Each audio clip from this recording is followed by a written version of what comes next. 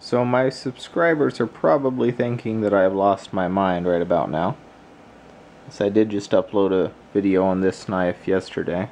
I think I'm probably going to delete that video. I wasn't really happy with the way that it turned out. And of course I do have a much older video of this knife. The resolution on that camera isn't really that great. So I'm hoping that this shows up a lot better. This is a Emerson CQC-15. The majority of the work on it was done by Ferrrk. He did the white G10 scales, the titanium bolsters, thick titanium liners, and this really cool titanium backspacer here.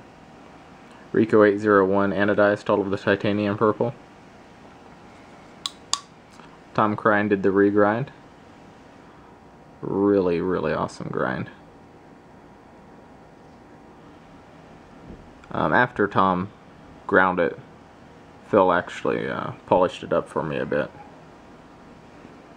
Of course, now it's got smudges and scratches because I do carry these knives, so you'll have to excuse any, blemishes.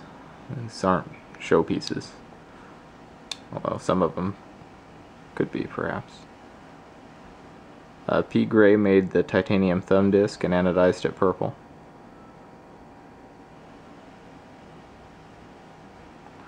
J. Cullen made this really cool purple anodized bead, titanium of course. I have it on a purple and black with reflective tracer lanyard.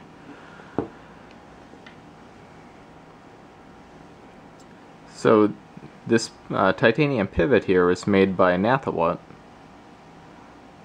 to be a direct replacement. You don't have to send it off to him or anything. You just order the pivots and he'll ship them to you and can put them in. If you wanted to put it in the same way that the stock pivot was in, with the female end, the female end would actually be on this side and this side would be over here, but there's no reason why you can't interchange those. I did it because I thought this was the more interesting side. You can see this divot here in the center. That's actually the male end coming through the other side.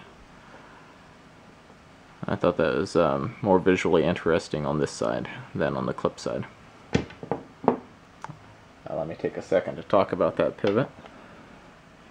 So this is what it looks like. Unlike with Hinderer pivots, you don't need a spanner tool to span these gaps here, because with Emerson pivots, one side's actually flat. It only goes in one way. Once it's in there, the female side doesn't spin freely. So there's no need for a spanner. You just tighten or loosen the male side.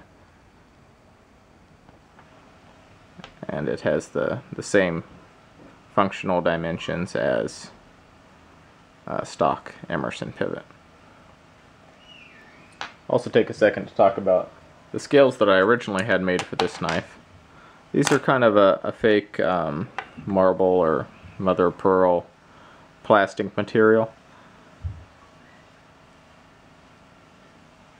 You can see it's so soft that the clip actually kind of dug into it just from the time that I actually did have it on my knife. Ferrrk made these scales for me. He told me it probably wouldn't really be the best material to use, but I requested it, so he went ahead and made them. Ferrrk's no fool. He knows what materials work well for knife scales. I saw the light eventually and did have him make the white G10. G10's just a much more robust material. And for anyone that's considering using it, don't worry about white G10. You can take it off, scrub it with a green scrubby and dish soap, and it'll be as clean as day one. So you don't have to worry about staining or anything like that. Well, thank you for watching.